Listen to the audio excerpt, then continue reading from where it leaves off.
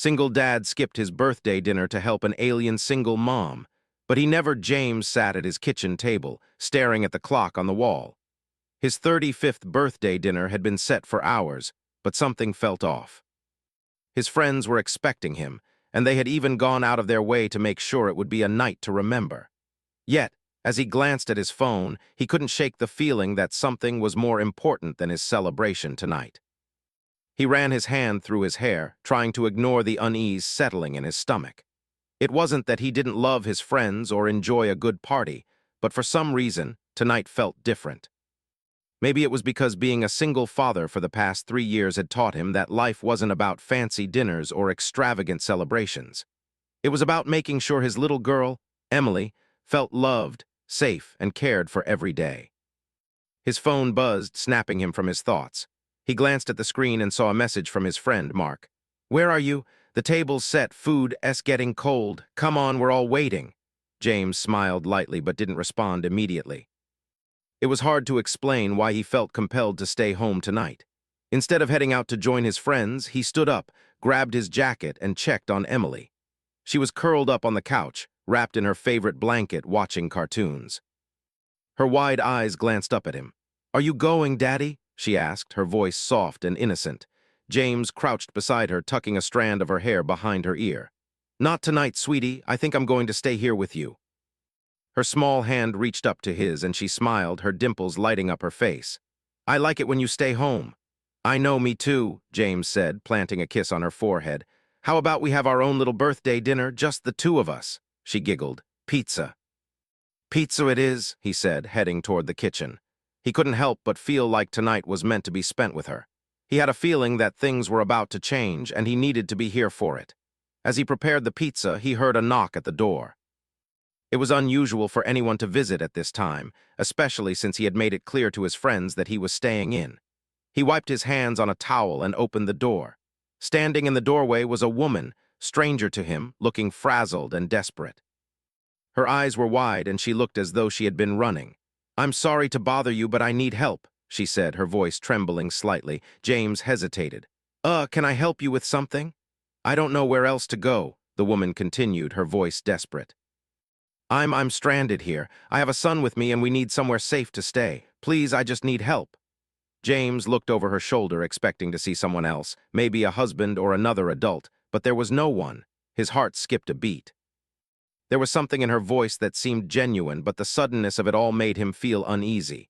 "Who are you?" James asked cautiously. "My name is Rayla," she said. "I'm not from here. I'm not from this world." James blinked, unsure if he had heard her correctly. "Wait, what do you mean, not from this world?" Rayla took a deep breath and lowered her gaze. "I'm not human. My ship crashed here. My son and I have been hiding because we can't let anyone find us. We need help, and I don't know who else to turn to." For a moment, James stood frozen, trying to make sense of her words. His mind was racing. The whole situation seemed impossible. A woman who claimed to be from another world? Was she crazy? Or was she telling the truth? Before he could respond, he heard a soft voice behind him. "Mom," a little boy, no older than 5, peeked around Rayla's legs, looking up at James with wide, curious eyes. The boy's eyes were an unusual shade of silver, almost glowing. James felt a strange chill run down his spine. He couldn't explain why, but something about this whole encounter felt like it was meant to happen. The boy's gaze held something otherworldly. His heart sank. Rayla noticed his hesitation. "I know this sounds crazy, but I promise you we're not dangerous. We just need somewhere safe to stay for the night, maybe a few days. We'll leave as soon as we can. I just need a place to hide, somewhere no one will find us." James stared at her, torn. He couldn't imagine what it must be like for her, a mother stranded on a foreign planet with no one to turn to. As a father, he knew the struggle of having to protect his child at all costs, even when the world seemed too overwhelming. He saw the fear in Rayla's eyes and the uncertainty in her son's expression, and in that moment he knew what he had to do. "Come in," James said softly, stepping aside to let them inside. Rayla exhaled a long, relieved breath. "Thank you," she whispered. James led them to the small living room where Emily was still sitting on the couch. She looked up as they entered, her eyes widening at the sight of the strangers. She didn't say anything, just watched them silently as Rayla sat down. "This is my daughter, Emily," James said, trying to keep his voice steady. "Emily, this is Rayla and her son." Emily didn't move at first, still unsure of the newcomers, but after a moment she got up and walked over to the boy, offering him a hesitant smile. He didn't respond immediately, but then shyly extended his hand to her. "Hi," Emily said quietly. "I'm Emily." The boy smiled back, his silver eyes shining. "I'm Curran," he said softly. James sat across from Rayla, trying to make sense of the situation. He had 1,000 questions, but none of them seemed to matter at the moment. He needed to help them first. Whatever was happening, whatever strange truth Rayla was hiding, it wasn't his place to judge. All that mattered now was that they were safe. Rayla finally spoke up, breaking the silence. "I'm sorry to impose on you like this. We're in danger and I don't know where else to go. We've been hiding for days. Please, just a little while longer." James nodded, the weight of the situation pressing down on him. "It's okay, you can stay here as long as you need to." Rayla looked at him, her eyes filled with gratitude. "Thank you, you have no idea what this means to us." As James made them both something to eat, his thoughts swirled. What kind of danger was she talking about? And why did she think she couldn't trust anyone else? But the more he thought about it, the clearer it became. He didn't need to know everything. Not yet. For now, they were safe. That was all that mattered. When the food was ready, James set it down on the table. He looked at Rayla and her son, wondering what kind of life they had led before crashing on Earth. They seemed so different, yet so familiar, two people just trying to survive in a world they didn't understand. As they ate, James couldn't shake the feeling that tonight would be the beginning of something much bigger than a simple birthday dinner. And though he didn't know it yet, it would be the start of a journey that would change everything he thought he knew about the world and himself. James couldn't sleep that night.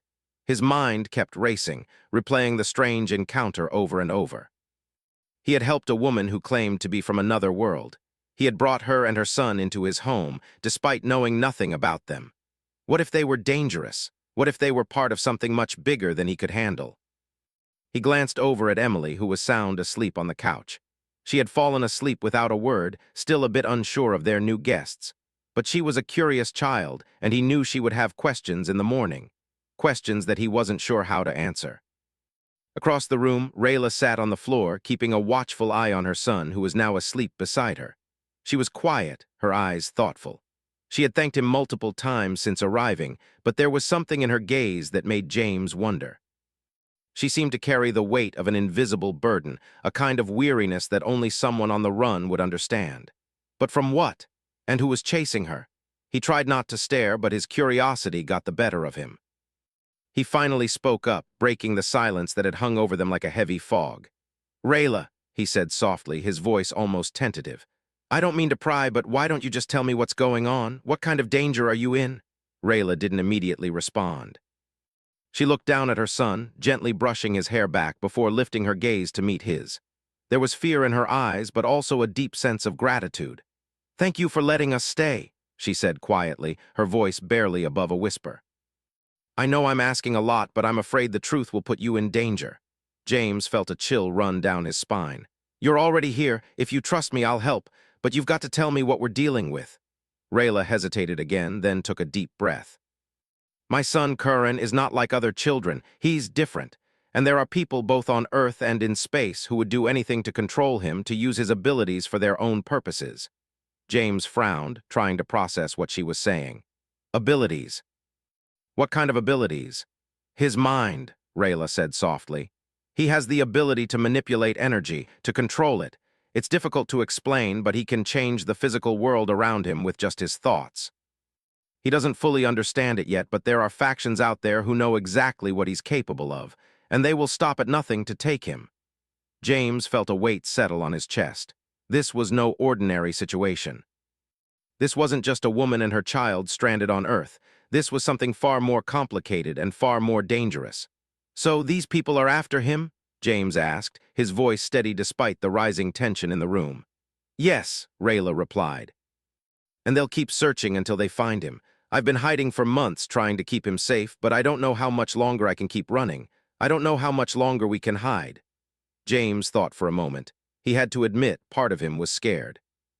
But another part of him, the part that had raised Emily alone for so long, couldn't turn his back on a mother in need, especially one who was doing everything she could to protect her son. "Where are they now?" he asked. "The people chasing you, are they close?" I don't know, Rayla said, her eyes filled with sorrow. I've been keeping a low profile, moving from place to place, never staying in one spot for too long, but they're getting closer. I can feel it. They'll be here soon, I'm sure of it. James swallowed hard, his mind racing. He couldn't let these people find them, not here, not in his home. He looked over at Emily again, who was still peacefully asleep, unaware of the danger that was slowly creeping closer. He had to protect them, all of them. We need to leave, he said, his voice low but firm. We can't stay here, not if they're coming after you. Rayla nodded, her expression grim. I was hoping you'd say that, but where will we go? I don't know anyone who can help us. James felt a surge of determination. We'll figure it out. I don't know what's going on, but I do know this. You and your son are safe here for now. We'll take it one step at a time. Rayla smiled faintly, a tear escaping down her cheek. You don't know what this means to us. I don't know why you're doing this, but I can't thank you enough. James turned to the kitchen, trying to think of a plan. The thought of packing up and running seemed overwhelming, but he couldn't let fear control him, not when there were lives at stake. He quickly packed some bags, grabbing anything he thought they might need in case they had to leave in a hurry. Emily stirred on the couch as he gathered his things. She slowly sat up, rubbing her eyes. Dad, what's going on? Who are they? James smiled at her, trying to keep his voice calm. Everything's okay, Emily. We're just going to stay with some friends for a little while. You'll be safe, don't worry. Emily didn't seem convinced. I don't like it when you leave. I know, sweetie, James said gently. But this is different. We have to help them. Help them? Who are they? Emily asked, her voice filled with confusion. James knelt beside her, brushing a strand of hair behind her ear. They're friends, Emily, and we're going to help them until they're safe. Emily didn't argue. She trusted him, and that was enough for now. As he helped her put on her shoes, James glanced over at Rayla and Curran. They were sitting silently, both of them looking lost in their own thoughts. We'll leave in the morning, James said. Right now, we'll stay here for the night. We'll be okay. Rayla nodded, though her face was still filled with concern. I don't want to put you at risk, James. If they come, they'll want to take Curran. They won't stop until they get him. I'll handle it, James said, his voice filled with quiet resolve. We'll make sure you both get the help you need. No one's taking anyone from here, not while I'm around. As the night wore on, James couldn't help but feel a sense of growing urgency. The situation was more complicated than he had ever imagined, and the stakes were higher than he could have ever guessed. But despite the fear gnawing at him, he remained firm in his decision. He couldn't turn back now, not when someone needed him. And so, as the darkness of night settled outside, James made a silent promise to himself and to Rayla. They would get through this. They had to. The morning light filtered through the small curtains of the living room, casting a soft glow over everything. James had barely slept, his mind churning with everything he had learned the night before. Rayla, the alien woman, had been through so much that he couldn't even begin to understand. And Curran, her son, was the center of all of it. James couldn't shake the image of the boy's strange, silver eyes. There was something otherworldly about him, something beyond anything he had ever known. And that made the danger they were facing all the more real. He stood in the kitchen, preparing breakfast, trying to calm his nerves. Emily had already eaten and was playing with some toys on the living room floor. Her innocence in all of this was both a comfort and a burden. She didn't fully grasp the danger surrounding them, but James knew she would eventually. He just hoped he could protect her until then. Rayla had been silent since they woke up, her eyes distant, as though she were still caught in a world far away. She had said very little, but James could tell she was feeling the weight of their situation. It wasn't just the danger they were running from, it was the fear of not knowing who to trust or where to turn. James understood that fear all too well. As a single parent, he had faced his own struggles, but this was something entirely different. This was life and death. This was a whole new world that he never could have imagined. Breakfast is ready, James called softly, trying to break the heavy silence. Rayla looked up from where she was sitting, her face tired but still beautiful in a way that seemed out of place in the worn-down house. She had been through so much, and yet there was still a quiet strength about her. She got up and walked over to the table, her eyes glancing briefly at Emily, who was playing with her stuffed animals. Thank you, Rayla said quietly as she sat down at the table. You're too kind to us. I don't know how to repay you for all of this. James gave her a small, reassuring smile. You don't have to repay me, just staying safe is enough. But we need a plan. We can't stay here much longer. If these people are really after you and Curran, we need to figure out where to go.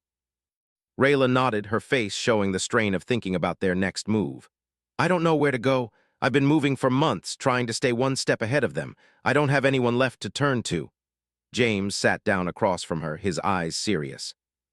What about where you come from? Your planet, your people. Can't we find someone there who can help? Rayla's face tightened, her gaze dropping to her plate.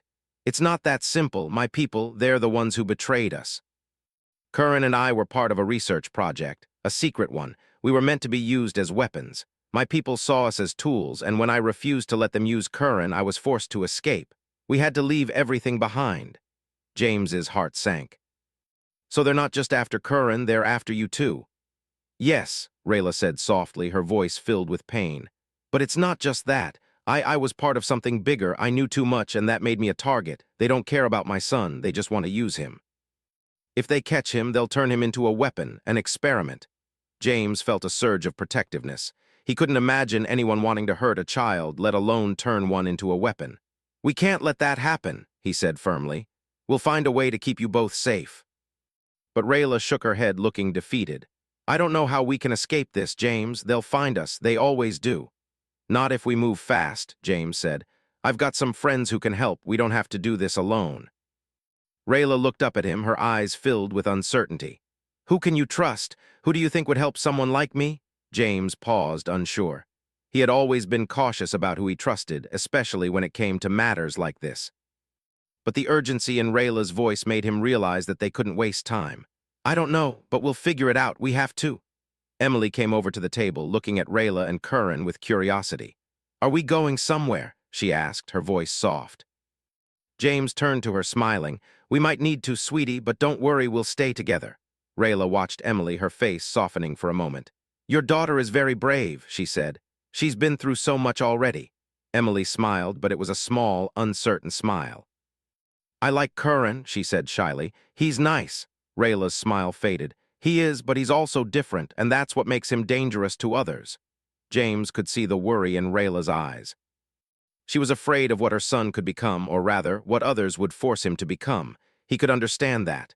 No parent wanted to see their child used as a tool, a weapon, and yet that was exactly what was happening.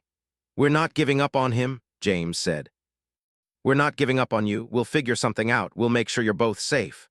Rayla gave him a small, weary smile. Thank you, I don't know what I would do without you. James shook his head. You don't need to thank me, I'm just doing what's right. After breakfast, James helped Rayla and Curran gather what little they had. The urgency of their situation was starting to sink in for Emily too. She was quiet, not fully understanding why they had to leave, but she could sense the tension in the air. The fear. It was in her father's eyes, in Rayla's voice, and even in Curran's silent gaze. It was everywhere. James packed a few bags, mostly clothes and essentials, and kept his eyes on the clock. He had to move quickly. He couldn't waste any more time. The sooner they were on the road, the better. When they were ready, he drove them all to a small, quiet cabin in the woods, far from the city. It wasn't much, but it would be safe, for now. James had a friend who owned the place, someone who owed him a favor. It was the perfect hiding spot, but it wouldn't be permanent. They would have to keep moving. James glanced at Rayla in the rearview mirror as he drove. She was sitting in the back seat with Curran, both of them looking out the window, lost in their own thoughts.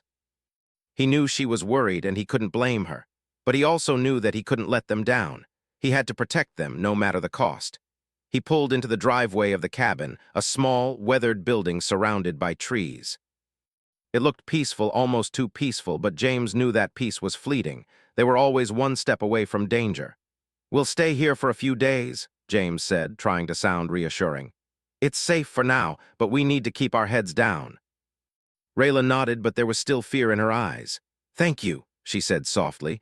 I don't know how much longer we can keep running.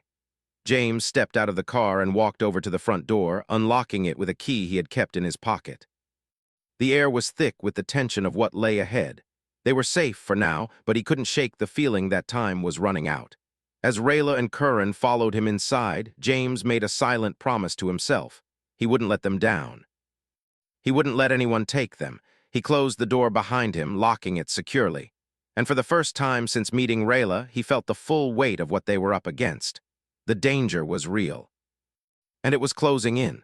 The days in the cabin felt like a blur, each one blending into the next as James, Rayla, and Curran adjusted to their temporary refuge.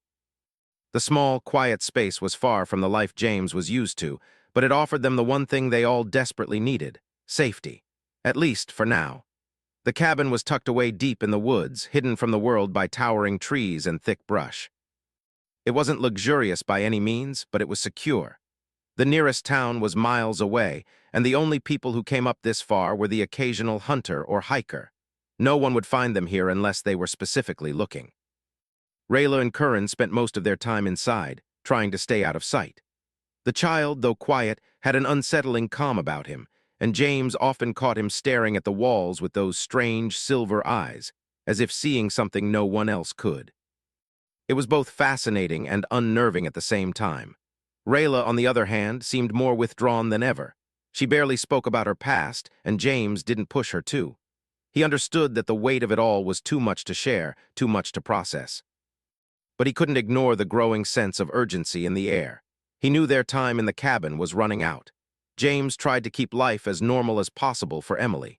She needed a sense of stability, especially now, when everything around them had turned upside down. They spent hours playing board games, reading books, and walking through the woods together. But even in the midst of these small joys, James couldn't shake the feeling that they were being watched. One afternoon after Emily had gone to bed, James sat down at the small kitchen table with Rayla. He needed to talk to her. He needed to know what they were up against, what kind of danger they were truly facing. "Rayla," he began, his voice low. "We can't keep hiding like this forever. We need a plan. I need to know what we're up against." Rayla sighed, her eyes filled with sadness and fear. She looked out the window, staring into the darkening woods. "I wish I could tell you everything, James. But I don't know how much more I can explain without putting you all at risk. The truth is, they'll never stop looking for us. They'll never stop looking for Curran." "Who are they?" James asked, his voice tightening. "What do they want with him?" "They're called the Consortium," Rayla said, her voice barely above a whisper. "They're a group of powerful individuals from different parts of the galaxy. They control a lot of things, planets, resources, even entire populations. They have advanced technology, and they're willing to do anything to keep their power." "Sounds like a nightmare," James muttered. "So what do they want with Curran?" "They know about his abilities. He's not just some child, he's a weapon. His mind can manipulate energy, change the very fabric of reality around him. They want to use him to control entire systems. They'll stop at nothing to get him." James felt his heart race. "And you?" "I was part of a project," Rayla interrupted, her voice shaky. "I was a scientist, but when I realized what they were planning, I couldn't let them use him. I ran. I took Curran and fled as far as I could. They chased us across planets, through different sectors of space, and now they've found us here, on Earth." "So this isn't just about you protecting him," James said, his mind racing. "This is about them trying to control him. They're trying to turn him into something he's not." Rayla nodded, her eyes filling with tears. "Yes, and the worst part is I can't protect him forever. I can't keep running. I don't know what to do anymore." James reached across the table and placed a hand on hers. "You're not alone in this, Rayla. I'll help you. We'll figure this out." She looked at him, her eyes full of gratitude but also a deep sadness. "I don't want to get you involved in this. You don't understand what you're risking. If they find out you're helping us." "I know the risks," James said, his voice firm. "But I can't just walk away. You and Curran need help, and I'm not leaving you to face this alone." Rayla's lips trembled as she nodded, grateful for his words, but her fear was still evident. "We need to leave this place. They're already searching for us. They know we're on Earth. It's just a matter of time before they track us down." James felt a heavy weight on his chest. He had no idea where they could go next. The cabin was a temporary solution, but it wouldn't hold up for long. He had to think fast, for the sake of Emily, for the sake of Rayla, and most importantly, for the sake of Curran. "We'll leave tomorrow," James said, trying to sound more confident than he felt. "I'll contact someone I know who can help. They'll get us off this planet." Rayla looked at him, her face filled with both hope and fear. "Who can you trust, James?" James didn't answer immediately. He had no one left he truly trusted, but he knew he had to try. He had one contact, an old friend who had once been involved in things James wanted to forget. But this was different. This wasn't about the past. It was about keeping Rayla and her son safe. "We'll make it work," James said, his voice steady. "You're not alone anymore, Rayla. We're in this together." Later that night, James lay awake, staring up at the ceiling of the small cabin. He couldn't stop thinking about everything Rayla had told him. He thought about Curran's strange abilities and the people chasing them. And he thought about Emily, who still didn't understand the gravity of the situation but would one day have to. Sleep didn't come easy. There was too much at stake, and too many questions left unanswered.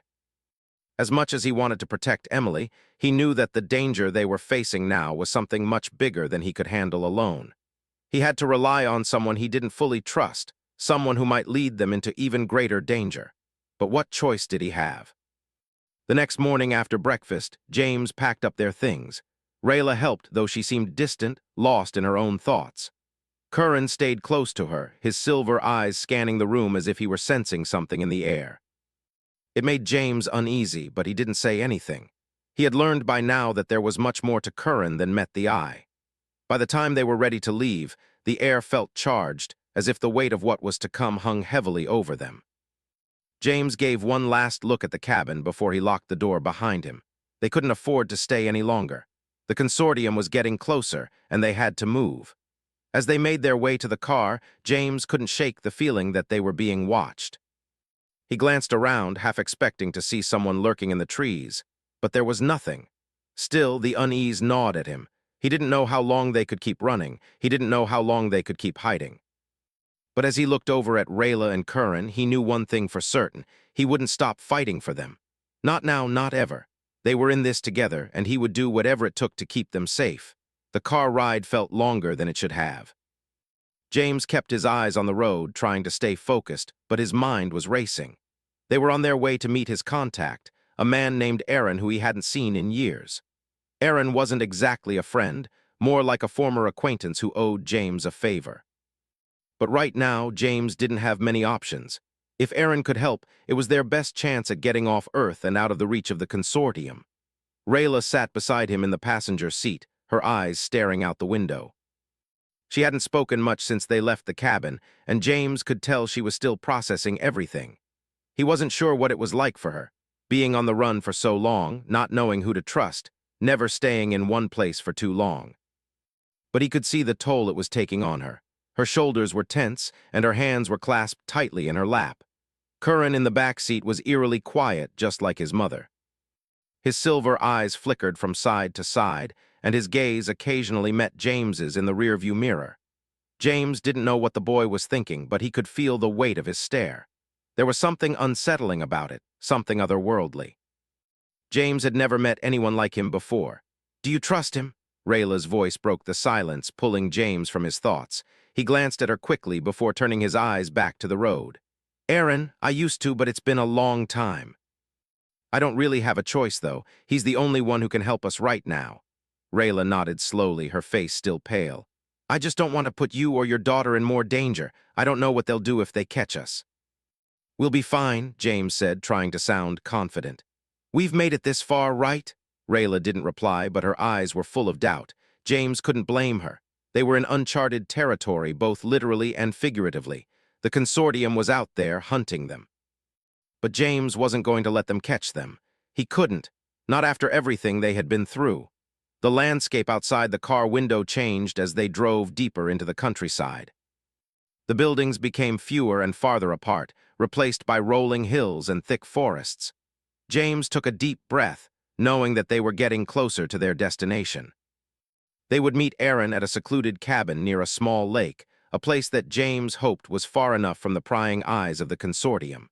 As they turned down a narrow dirt road, James's grip tightened on the steering wheel. His stomach was in knots. He didn't know what to expect. Aaron could be their salvation, or he could be a trap. The thought made James's pulse quicken. When they finally reached the cabin, James parked the car and looked around.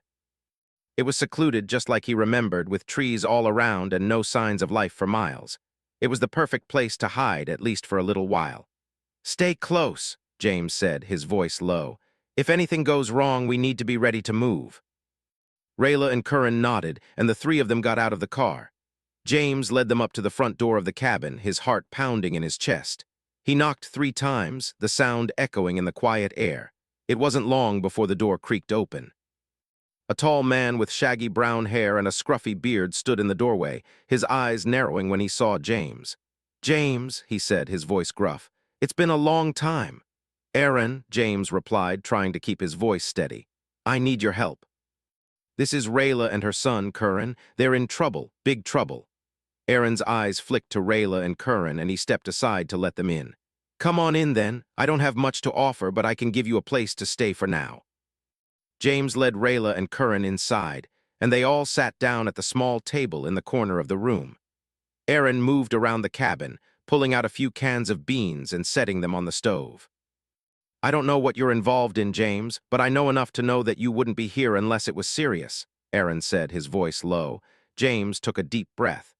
"The consortium is after them. They're not just any family. Curran has abilities, powers that the consortium wants to use for their own gain. They'll stop at nothing to get him."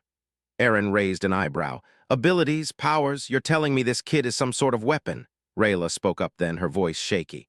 "He's not a weapon. He's just a child, but they'll turn him into one if they catch him." Aaron didn't say anything at first, his gaze flickering from Rayla to Curran. Finally, he nodded. "I'll help, but you're going to owe me big time for this." "I know," James said, his voice filled with gratitude. "I'll do whatever I can to repay you."